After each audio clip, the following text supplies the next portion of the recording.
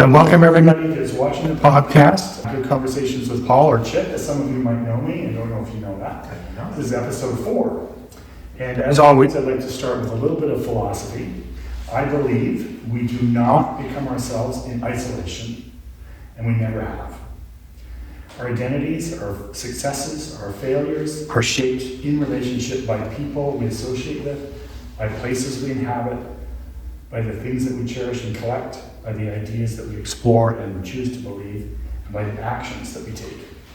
And we're always becoming through what we do, through who we spend time with, by the places we inhabit, and by what's around us. Real conversations are rare. The kind where we listen carefully, we allow complexity, and let ourselves be influenced. And that's one of the things that I love about the guests that we have on the show. You never know, I never know how I'm going to be changed. And you won't know either. So I'm always careful about who I choose to be on the show, because I know I'm going to walk out as a different person, and I want that person to be better. No guarantees. So these conversations are really not intended to be an interview or a debate or a platform for rehearsed talking points, although here I am reading the rehearsed notes. I think of this more like a relational practice where my guest and I enter into a conversation with curiosity, with courage, with generosity, allowing for something new to become possible. So insights may emerge for us, assumptions may soften, futures may shift. So as the audience listens to the podcast, notice yourself as well. What moves you, what unsettles you, what changes in you as you listen. Because the quality of our lives is shaped by the quality of our relationships with people, with places and things, with ideas and actions, and the conversations we choose to enter. Every conversation we have changes the future in some way. These conversations are for good, not merely pleasant conversations, but conversations that do good. So let's do some good here tonight. So today, with curiosity and some vulnerability, we begin. I'm your host, Paul Harris, or some of you know me as Chip. My guest tonight is Matthew Whitfield. Correct? That is correct. And you don't mind being called Matt? You like to be called Matthew? Either one is totally fine. I respond to both, as well as hey you. So we'll chat for about 45 minutes, and then after that we'll have some questions. If there are some questions tonight, and for me it's a delight to be able to spend some time with you. I know you're an expert in many things, but what I'm curious about is what makes you an expert in being Matt Whitfield, and what we can learn by that. So because this is a conversation, you feel free to ask me questions too as we go along. So it's more of a dialogue if you choose. I've had guests that haven't, and I've had guests that wish they had. And the whole gamut, so it's kind of fun. And there's no rush to get to answers. Time is a gift, and so you've got time to think through your responses if you want. And the viewers, you can push the pause button too and think through. So let's see where this conversation can go. All right, excited? Let's do it. Okay. So, when you think about who you are right now in your life, not your title, not your history, who are you becoming? Who am I becoming? Very slowly, I think a cranky old man. But in a positive sense, I'm hoping somebody who not just inspires change, but directly leads to change, positive change. Whether that is in the arts and culture community where I work, or with the network of family and friends that I'm cultivating here, or in the sort of life experiences that I'm accumulating. I've been very fortunate to have a range of experiences already that have shaped me and turned me into the person that I am, for better or for worse. And so that's who I am today. And the goal of becoming somebody who is, a beacon of change, which sounds extremely lofty, and achieving that by accumulating more experiences and doing more things that are in sort of pursuit of that overall goal, I think is sort of who I am and where I might be heading. Okay. Now, of course, life so far has been kind of like falling down a set of stairs. You know, you make one choice and you sort of go boom, boom, boom, boom, boom, boom, boom, wind up looking up going, how did I even get here? And like it's been a really, really cool journey so far. So approaching all of this with a lot of optimism and enthusiasm. So do you think you refer to it as like falling down a set of stairs, but it seems like your choices have been deliberate. To a degree. You haven't slipped at the top. You've actually... No, most of the time I've been pushed. Because I've been really lucky in my life to be surrounded by people who believe in me. You know, the only reason I got into music as a field of study was because I had teachers who would tell me that I'm gifted at that. When I started in high school, I wanted to be a scientist like my grandfather, who also loves classical music. It was something that I think was genetically sort of there, but it was the teachers who pushed me to change my focus from science as a post-secondary field of study to music, which happened relatively late. I was midway through grade 12 and just kind of said to my parents, I think I'm going to study music. And it's only because those people believed in me. In university, I only wound up studying the instrument I studied because somebody believed in my skills and my ability. If somebody else had given me different inputs or, you know, pushed me away from that set of stairs and down a ramp instead, you know, it would be a completely different journey altogether. And so I approach all of these sort of past experiences with a very profound sense of indeterminacy. You know, the decisions I made were not made in isolation at all. They were all made either deliberately or indeliberately with the influence and in the context of other people and their I don't want to say pressure, because pressure suggests negativity. Sure. But their influence, and most of the time very positive influence. Okay. So that influence, you obviously trusted those people. Yes. Obviously. Yes. You would have had to. Yeah. So how do you feel like, having had those experiences, how are you using those traits that maybe this is where I take some of that time to think. That they've given you an example. They've nurtured you along. How are you using that same skill that maybe you've learned or seen with people in your life? I mean, the biggest place I use it is with my son at home, because I was just raised in a way where if you were good at something, that is what you pursued. If you weren't good at something, even if you potentially enjoyed it, you just didn't pursue that thing because it wasn't a natural aptitude. In the same way, but differently, there were things that I had very low ability at the time for, but a lot of potential talent that somebody saw. And the instrument that I studied, for those of you who don't know this at home, was the pipe organ, which is its own just weird thing to get into. And when I started... How many pipe organs are there around the world? A surprising number. They're generally very pale and only come out at night.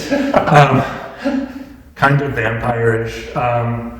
Antisocial, but anyways, so when I started university, I wasn't originally I got in for composition because I wasn't good enough to get in for performance. I didn't want to do composition, but I knew that at York University, once you got in, you could kind of move your major around a little bit. So I got in for composition, thought I was going to switch to piano performance, needed an extra half credit, and thought, heck, let's try organ. I was sitting in a computer lab at York. They said, you choose your courses now. And I picked organ for whatever reason. Thought I could make a couple bucks playing on Sundays.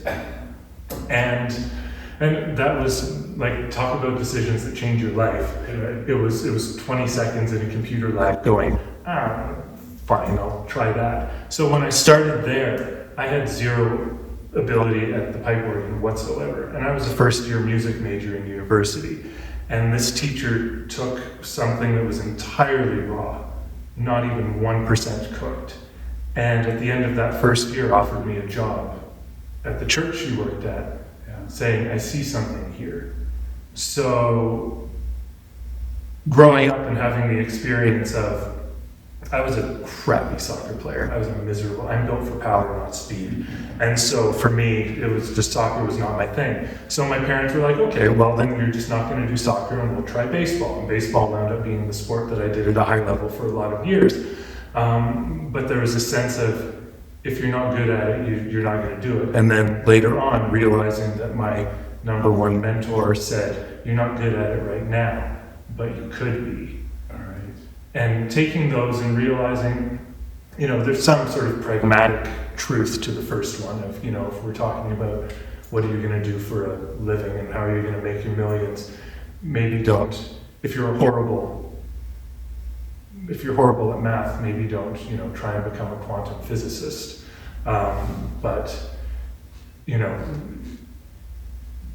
being open to possibilities and just being open to suggestions. And in my work running the orchestra, being open to things, being open to people's ideas that I might not have had, being open to the people I trust and their thoughts. So at home, making sure that my son Beckett is able to do all sorts of things and do what he wants to do, whether he's good at it or not, so that he can start to figure out where his passions are as he gets older. He's 7, so he has like another 2 or 3 years before we have to start specializing in things.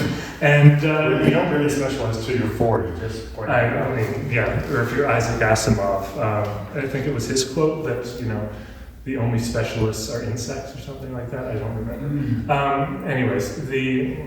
And then professionally realizing that the only reason I got to where I am is because somebody took an unconventional gamble on this guy who had zero experience playing this thing.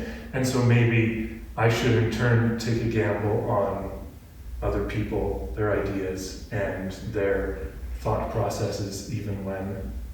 Can you think of one of those gambles that you've taken recently with somebody and what's gone? Well, we're working on one right now that I'm not going to talk about because it could be very, very cool, but it's not necessarily realistic. It would definitely,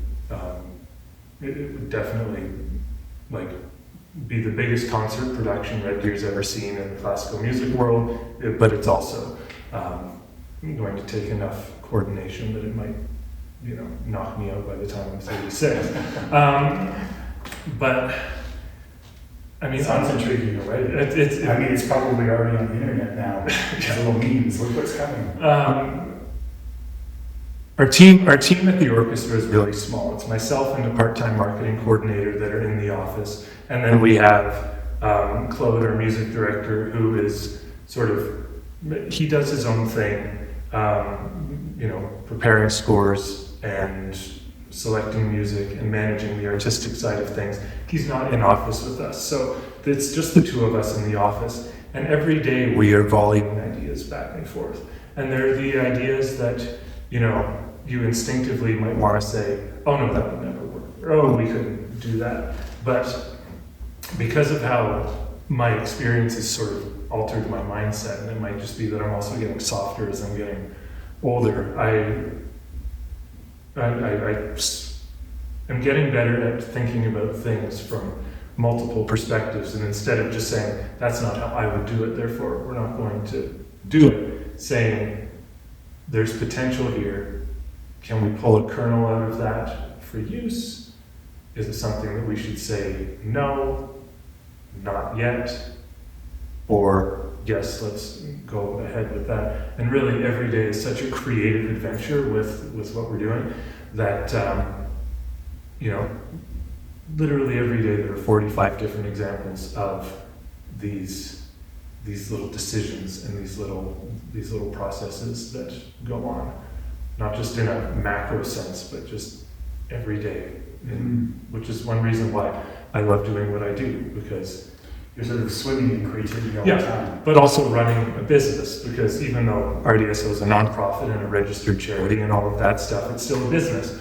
And I'm running it like a business, but also just flooding the thing with creativity, which is what...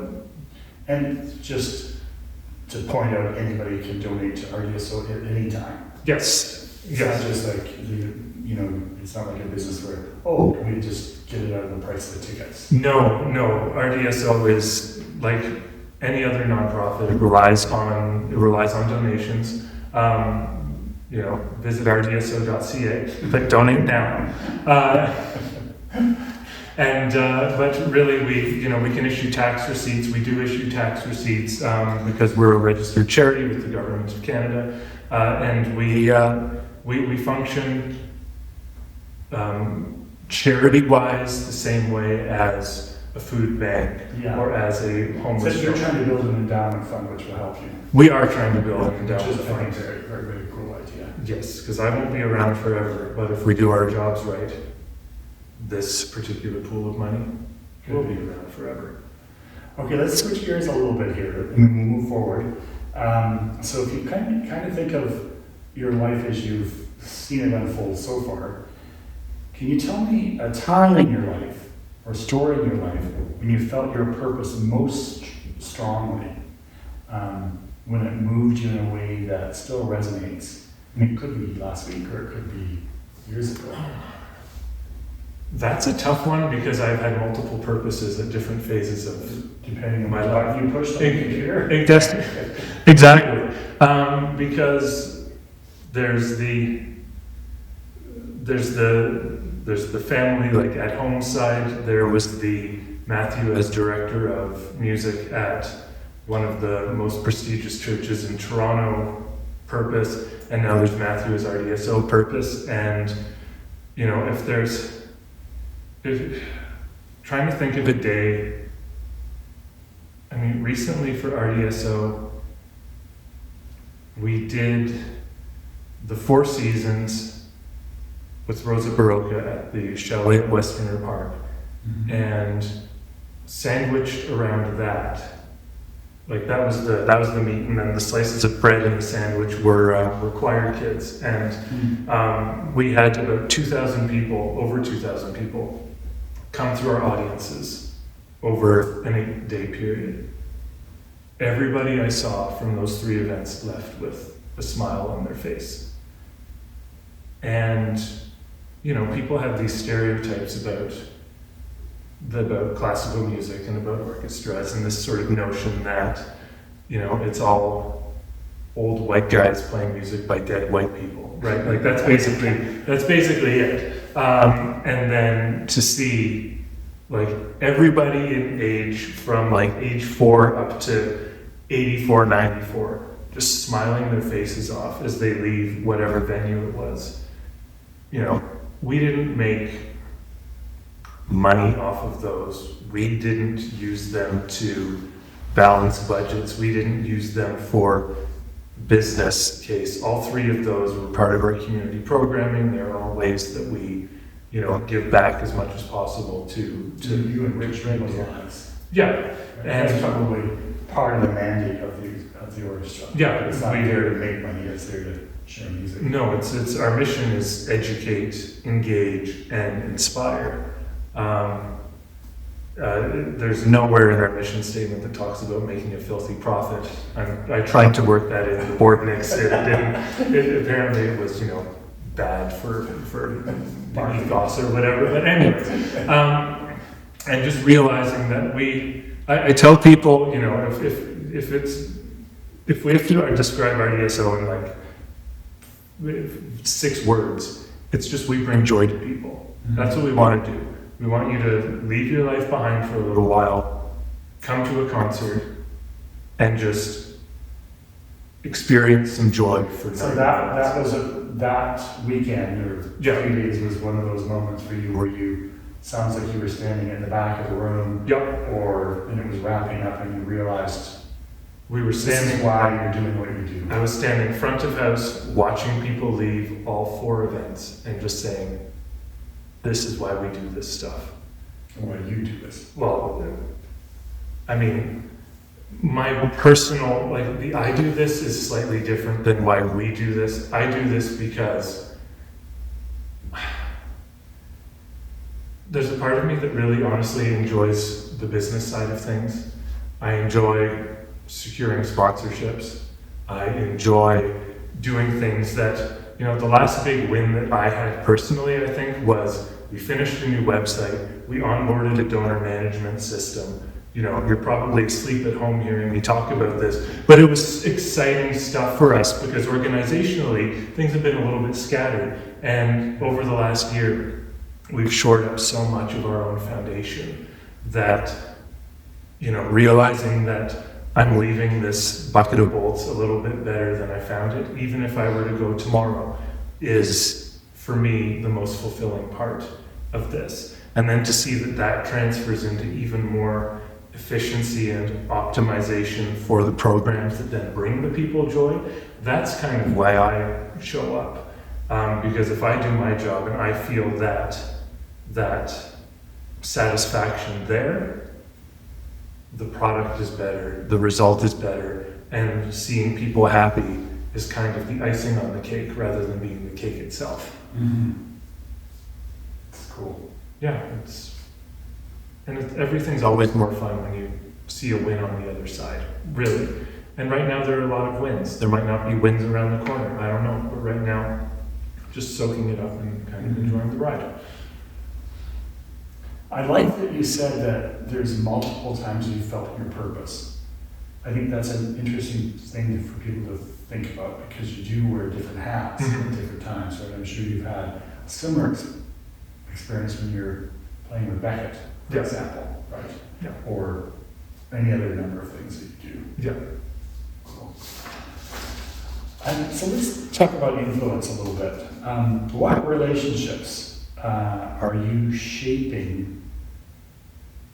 What relationships are shaping who you are and who you're becoming right now? Right now,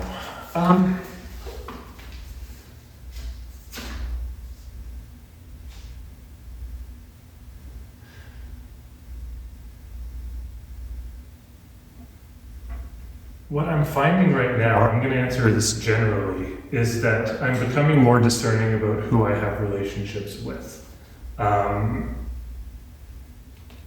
So you're not just going to push any button on the computer and say good enough. Exactly. I'm starting to become more discerning. One of the things that I try to do at any given moment in time is be either the absolute or one of the dumbest people in the room. Whatever room I'm in. Because one of the things that I personally love doing, whether it's a social setting, a work setting, something in between, is learning from people and learning from other people's experiences, the things they've done, the things they haven't done that I have done. Finding these people that either directly or indirectly make you a better version of yourself, a different version of yourself, like what you said at the beginning about conversations. And as you were saying that, I was thinking, I've really started trying to hone in on who I want to have these conversations with.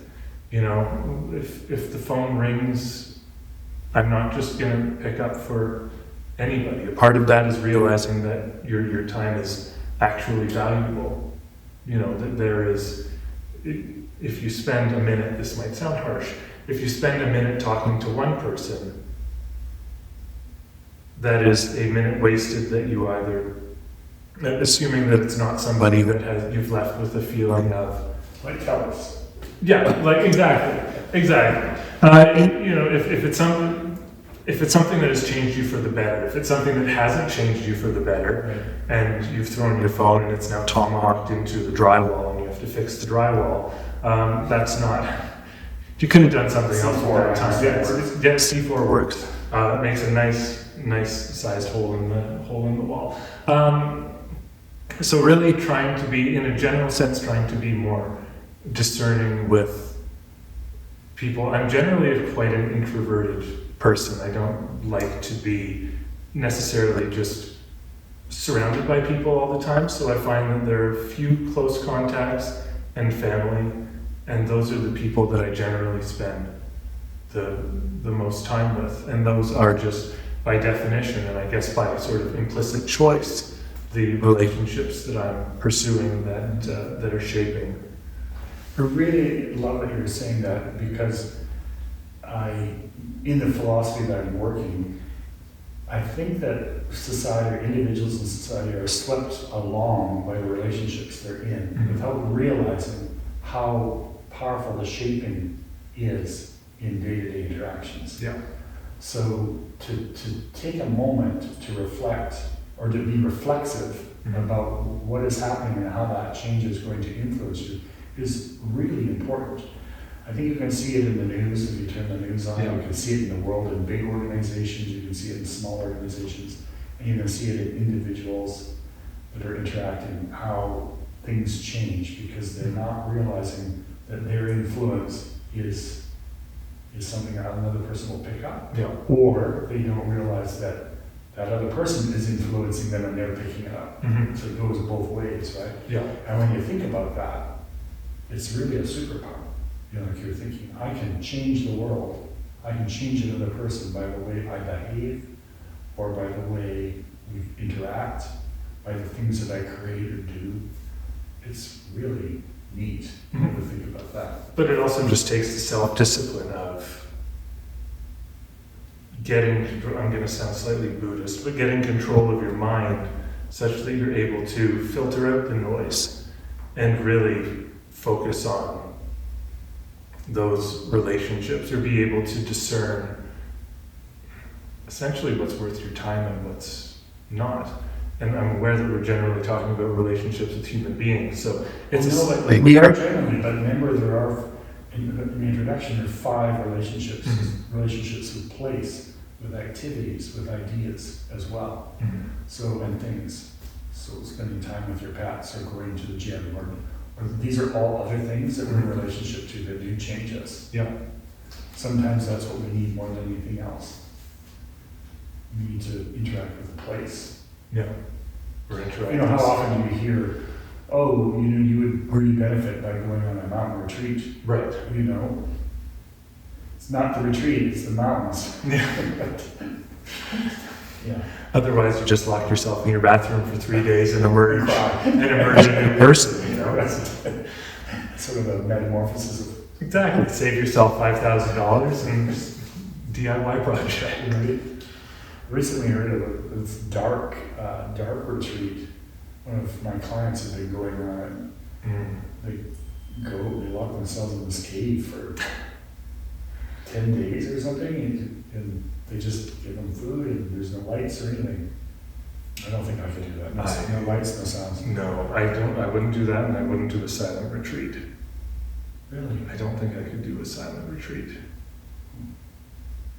Well, maybe we could do one for 20 minutes or something. Yeah. One afternoon. Yeah, something like that is fun, but if it's a full weekend where, you know, all of a sudden I'm expected to go full Benedictine monk on everybody, I don't...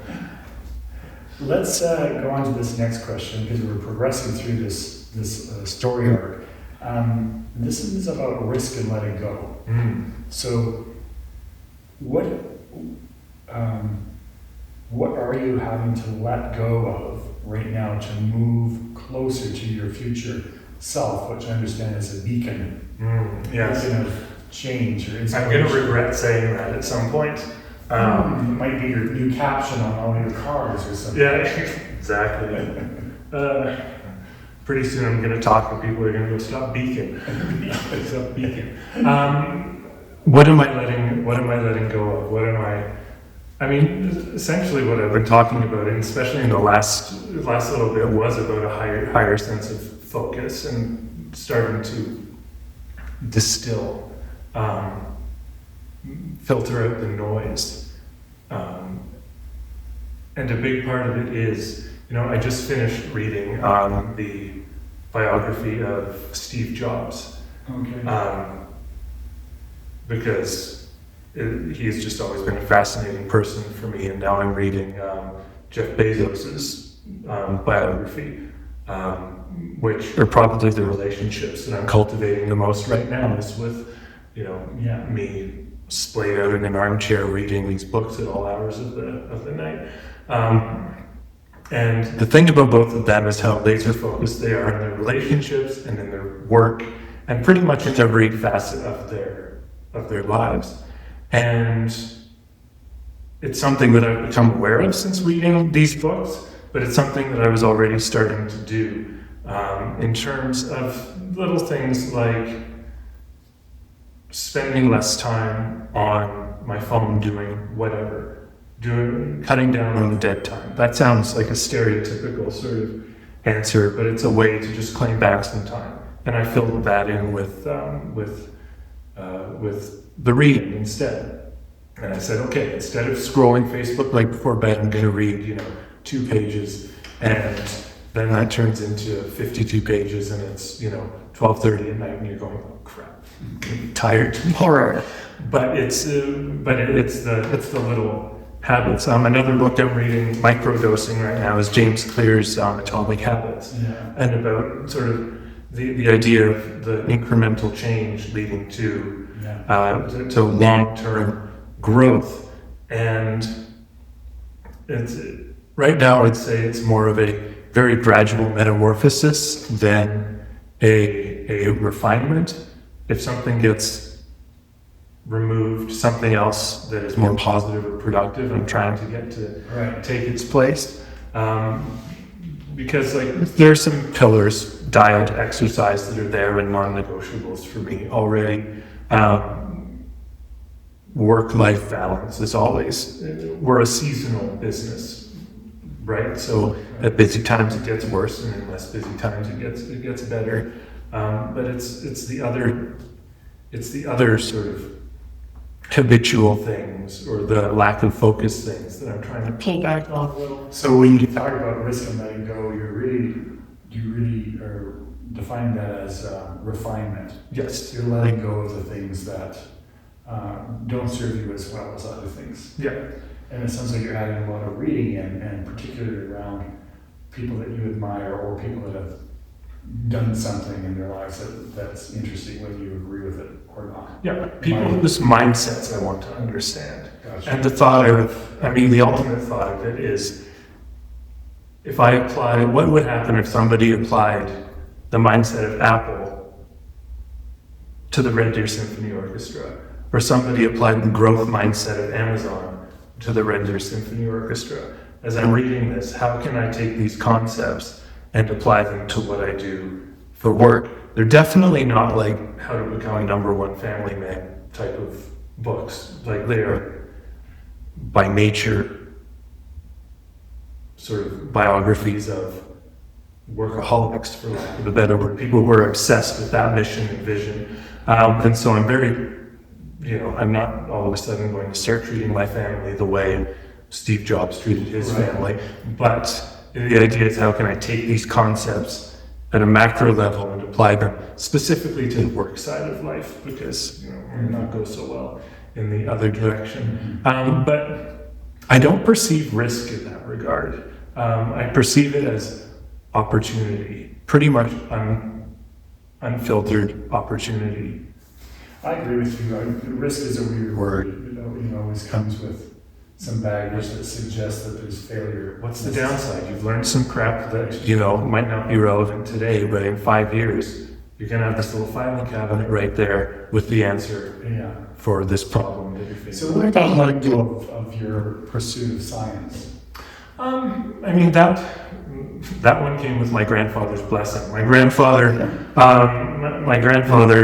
his name is James Whitfield. Very brief. The famous James Whitfield. The famous James Whitfield. He discovered the application of parathyroid hormone for reversing osteoporosis. Okay. So he is very well known in the medical community. I was talking to somebody once that had, in the music world, and said, "Oh yeah, my grandfather, did this thing with osteoporosis and parathyroid hormone." She went, "Your grandfather is James Whitfield?" And I went, "What? What?" And So I grew up respecting him very, very, very, very much. And he's alive, but he's been deaf for a very long time, pretty much since I was born. So in working in this music field, and he loved classical music, and now... Well, so he would come to my recitals in Toronto. He would come down from Ottawa to Toronto for my recitals. And he would tell me afterwards I couldn't hear much, but I could feel everything.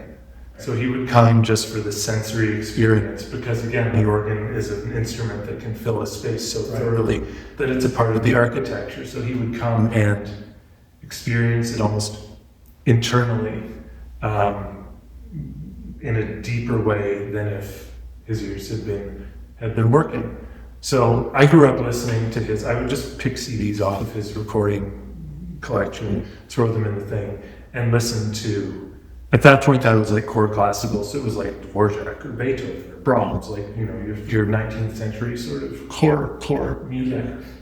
But like that was the start of the Kool-Aid, and so when I started seriously considering the switch, it was very natural because I'd grown up with a grandfather whose Venn diagram overlapped very richly between science and music. And even now, you know, he is 100% supportive. He's turning 95, I think, in July, and he's still 100% supportive of everything. And one of his other grandkids is an engineer, and, you know, we've all kind of... These are very creative industries. Yeah, science and music are so related. Yes, they don't see them that way, but they are creative. Oh, they share a lot of brain space. Yeah, like physical brain space. And if you can play advanced, high-level music, you are using the same mental capabilities as high-level mathematics. Just a quick aside, I mean, I'm going off on a tangent, which is like I do, but is there a particular piece of music that you would listen to if you needed the logical side of your brain and the creative side of your brain to help solve a problem? Bach. Always Bach. Yeah, Bach he's my guy. If somebody had you at gunpoint and said, you can, you know, I'm going to put you on a plane, put you on a desert island for the next 25 years, and you can only pick one composer, it would be Bach. Which I think you kind of get, you know, it becomes a part of your DNA as a pipe organist, because he's such a luminary of the instrument and of the form. He is the guy for whom it just structures. It chills, it structures. Beethoven does not do that. Right? Like Beethoven is my, like, you know, I need to work, but I also need to, like, crank some stuff out. Yeah. We're putting on Beethoven and kind of getting the adrenaline up a little higher. Some people are listening to this saying, this guy's a loser. I also will put on, like, Alice in Chains or something. Like, I'm not just like, do I learn Beethoven 3 or 8 today? It's not that. And actually I listen to surprisingly little classical music, because by the time I'm done a day swarming through the industry. What about your work as a composer? Has that taken a backseat, or you there's enough bad music in the world. I don't need to add to it. The reason I got into this guy that said you may not be good at it now, but you will be in the future. Yeah, that was not.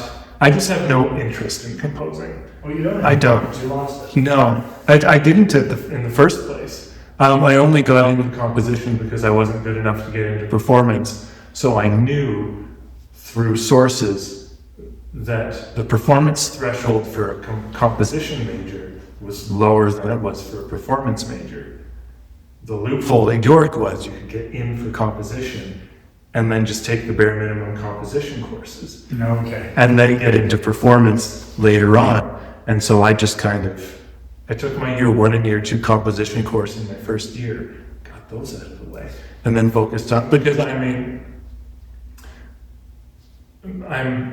I'm strong at reading and writing, and I'm a strong communicator, and that corresponds to being strong at being an interpreter of works.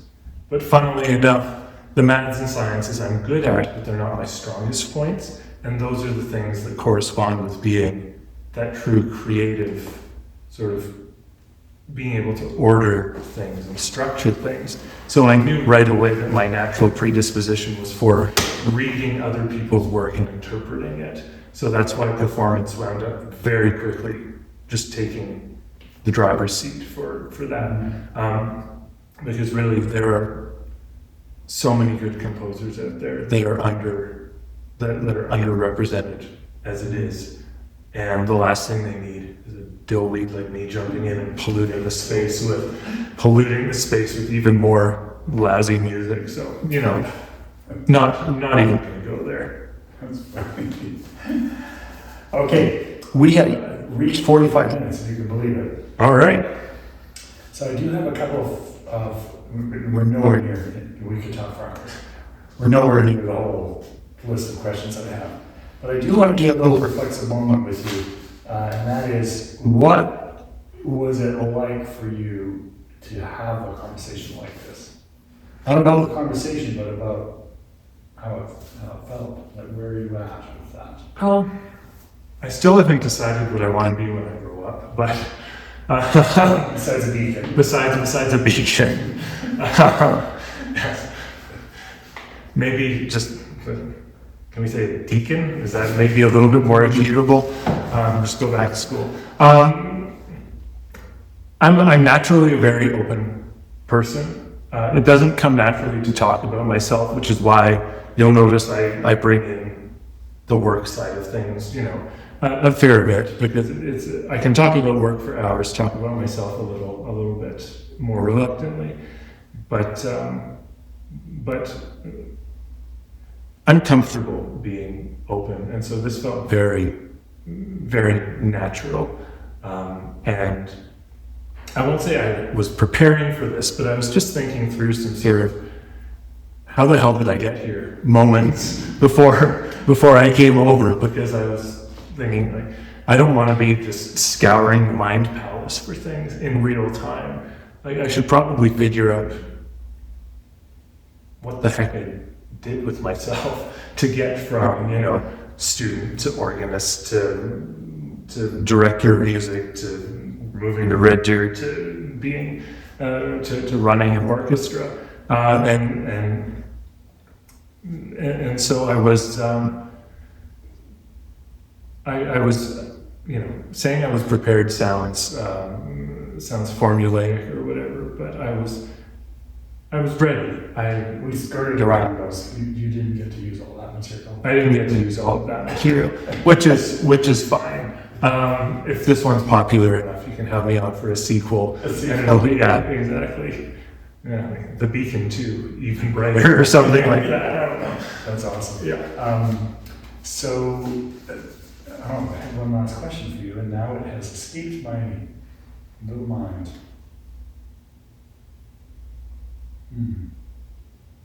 Doesn't matter. It doesn't matter. It's okay.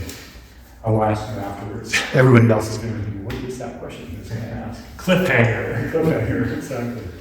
Okay, well that's a wrap, and if we have a couple of questions from our studio audience.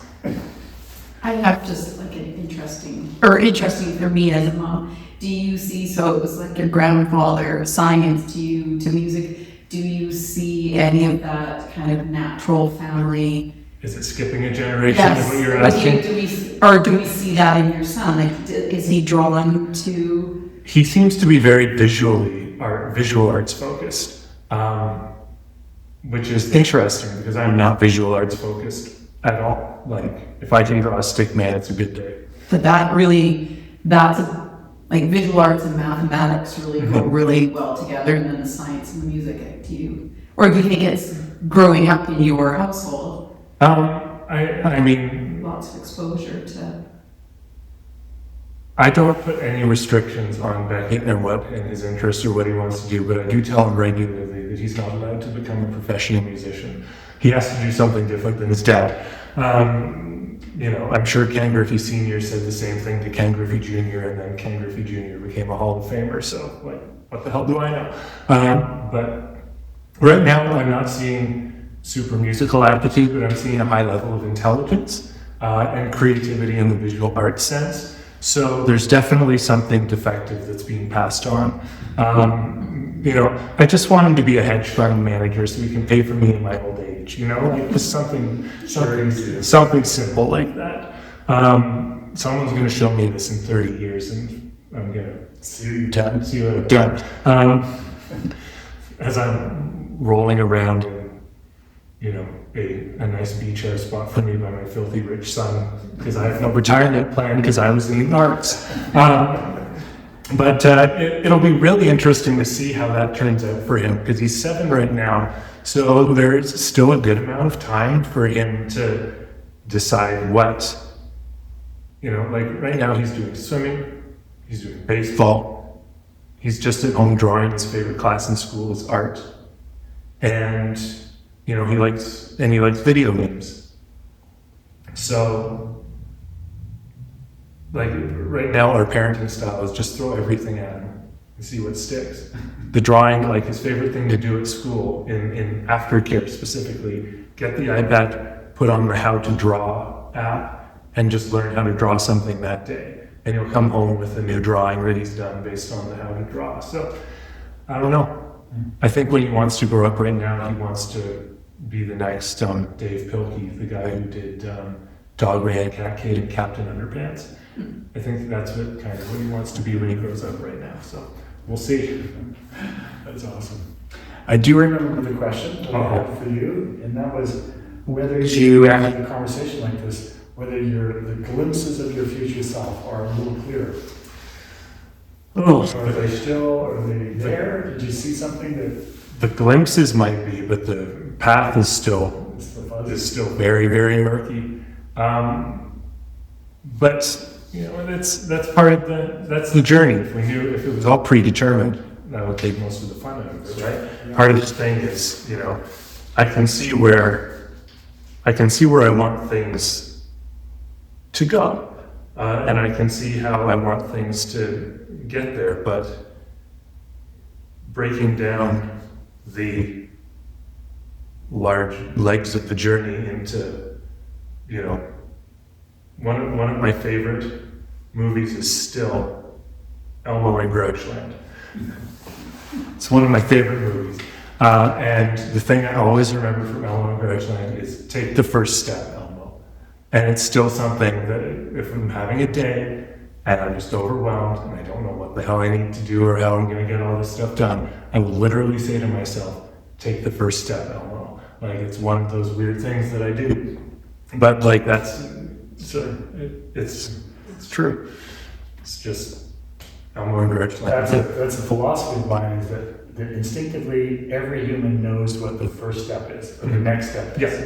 They might not know the one after that. The weird thing is, once you take that one, the next one is clear. Yeah. So just do it. But so many people think they got to know all the stuff from beginning to end, and they don't take the first one. Yeah. Yeah. Neat. It's like going to the gym, right? You see somebody who's bigger than you, and you say, "Oh man, I'm never going to get there," so you never go.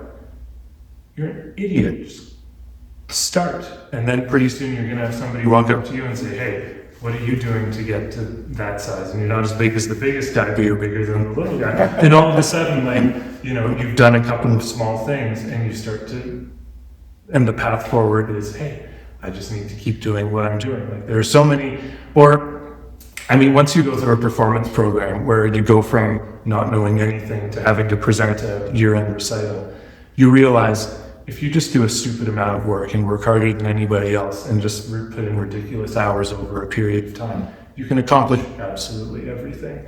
And once you have a master's degree in pipe-organ performance, you realize if I can accomplish that level of insanity in one component of my learning, there's absolutely nothing that is unachievable. Will it be as bizarre and epic as that? I don't know. Probably. It's entirely possible. Yeah, I know some of the projects you're involved in next, and they're going to be just as wild. Yeah. it's a problem.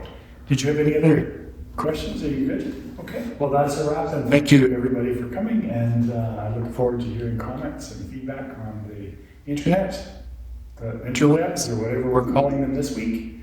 And stay tuned for episode 5.